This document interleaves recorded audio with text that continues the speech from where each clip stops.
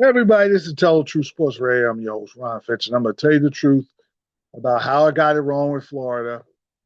I thought before the SEC tournament, they were going to win it all. After the SEC tournament, I had a change of opinion. I thought they would lose to Houston in a regional eight. They didn't even get that far. I'm going to tell you why. They were down 12 against Iowa. Iowa played good. Now, Florida, Boogie Flan did a good job on their best score, but Iowa was smart. And eventually, what happened is Florida is zone trapping them. They got back down 51-39, 14 minutes left in the game. Florida zone traps, starts getting turnovers. All right, they're doing well with that. They get in the lead. Now you turn it off because Iowa State started to figure that out. They got corner threes. They were getting layups off the trap or get out of there, getting man, go to man. It's very important that you go to man because of the fact that Sturts was being shut down by Boogie Flan. So now you can stay man to man, go inside the Condon. Condon was playing really good. He had 21 points. He's going inside. You have the lead with about two and change left. It was 50. They were up four. And from there on, it was a nip and tuck. That was 65-38, 65-61. Hauk, who played good, scored on a layup. And Iowa was going back and forth scoring too, where Sturts ended up being an assist man and got him back in the game. But then Alex Condon scores a layup, puts him up three with 2:42 left. From there, no matter what, you go inside the Condon. We're getting layups or we're getting wide open threes. And Boogie Flan was not connected, had a bad turnover late when they had a chance to put him away. I didn't want him with the ball at the end. It wasn't his game. Xavier Lee was okay, but you wanted Hauk, Condon Hauk, play off each other, figure that out. They did not do that. They got away with that. Sturts makes a floating layup, and it's a 1 point game.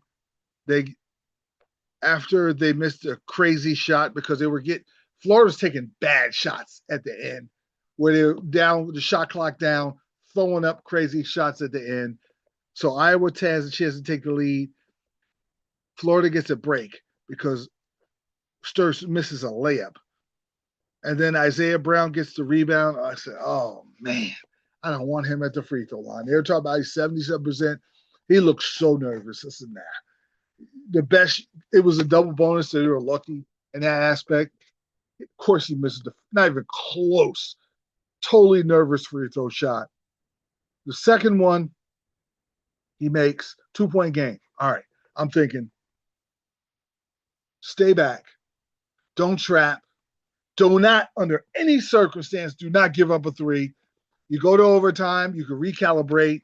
You go inside the Condon in the overtime. I'll take giving up a two, whether it's a mid-range or a layup. I do not care. Under no circumstance do you give up a 3-point shot and you lose a game. What do? Golden decides to go to his trap, which hadn't worked the last 5 minutes, where Iowa was just scoring off it. He runs that trap. They run the perfect play.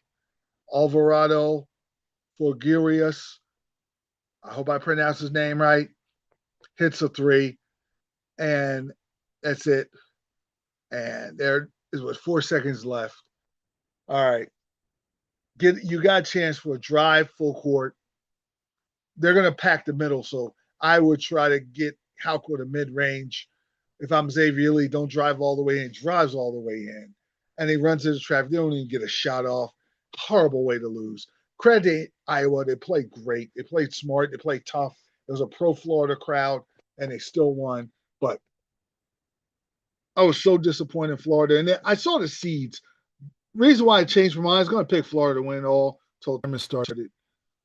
There was an era of cockiness in Florida when they played Kentucky. They were kind of celebrating. Kentucky is a mess.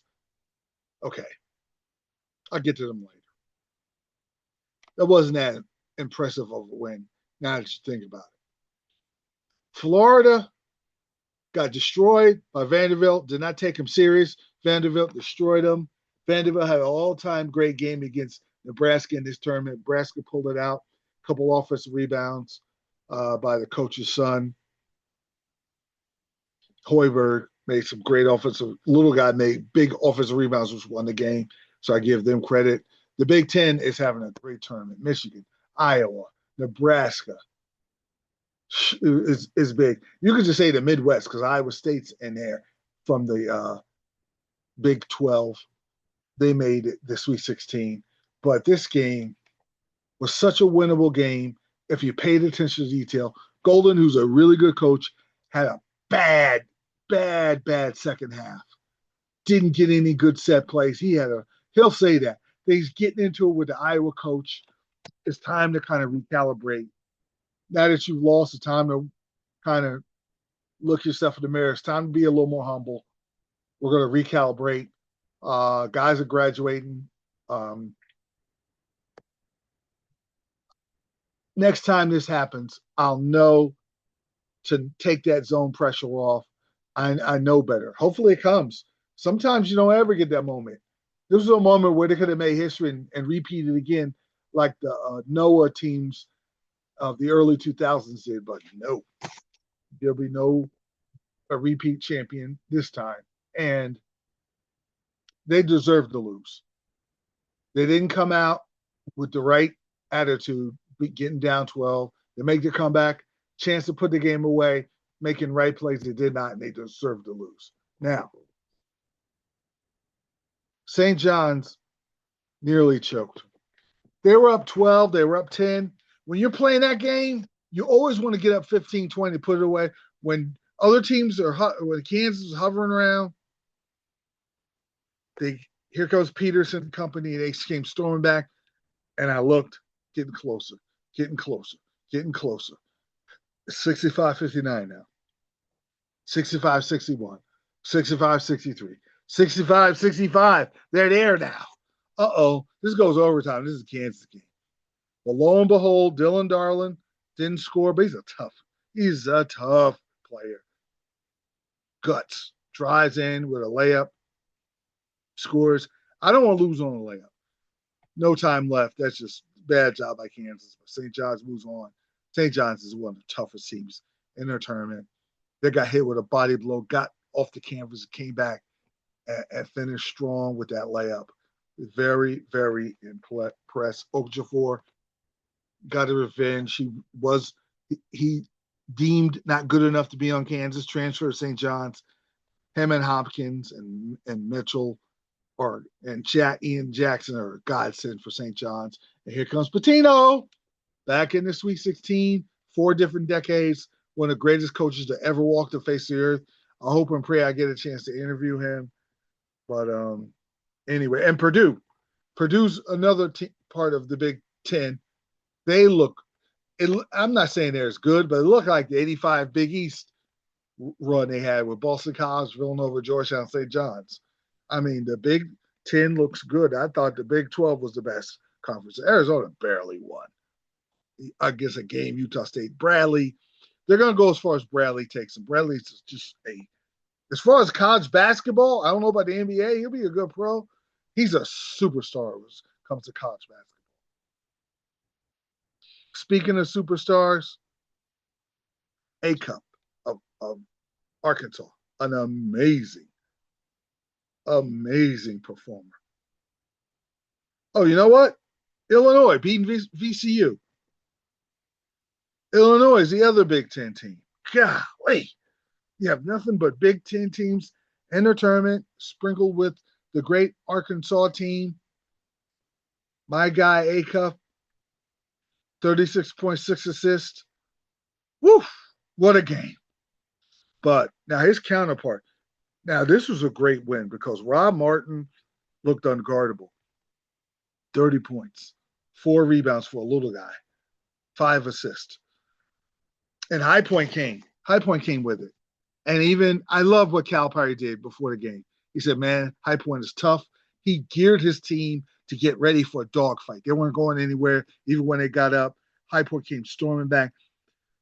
I think toward the end, I'd have kept having Rob Martin just drive to the basket. They didn't. And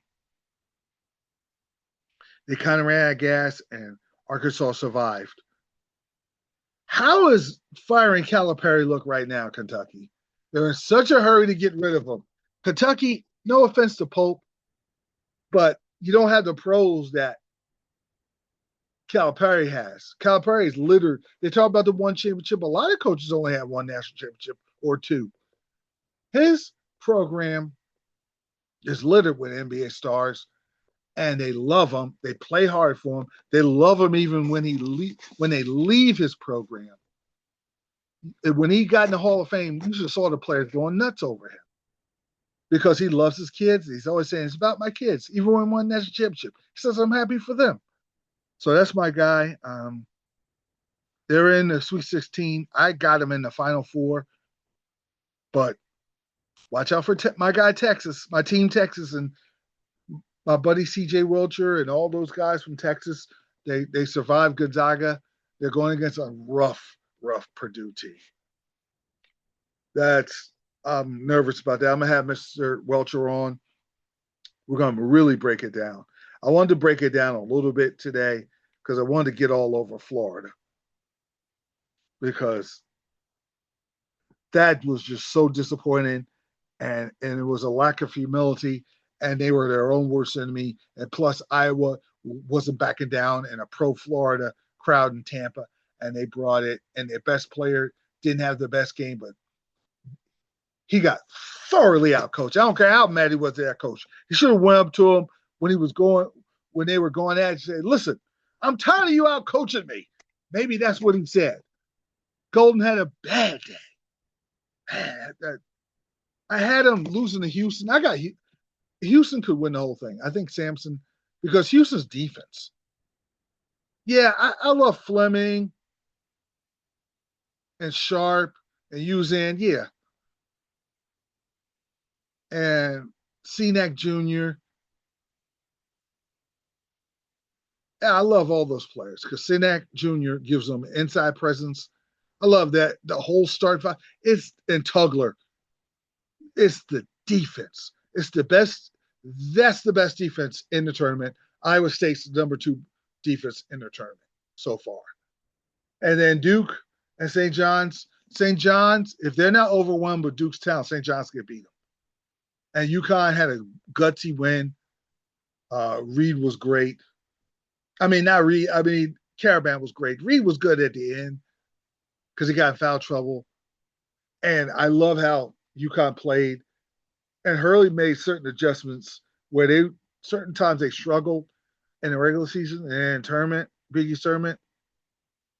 Hurley made adjustments on the fly. This is why I love him. This is why he's one of the best coaches. And people might think he's cocky, but he's focused. The difference between him and Golden is he won 2 titles and it didn't. He's confident, but it's not cocky to the point where they don't take their opponent serious. When the tournament comes, the lights come on, UConn is locked in. And you're going to have to really beat them to beat them. And they beat UCLA. And I love what they have now because the Mullins is the X factor. Hitting a couple threes, hitting some big shots. That's why Hurley was so happy because he knows he needs Mullen. Because Caravan's 27 points. Caravan's going to give you. He's a senior. He's been there, two titles. The one guy I worry about that I have not been impressed with this year, and I hope that he has a big-time tournament from here going in the solo ball. They had to sit him. He just didn't do anything in that game. But he has 4 more cracks at his apple to play good.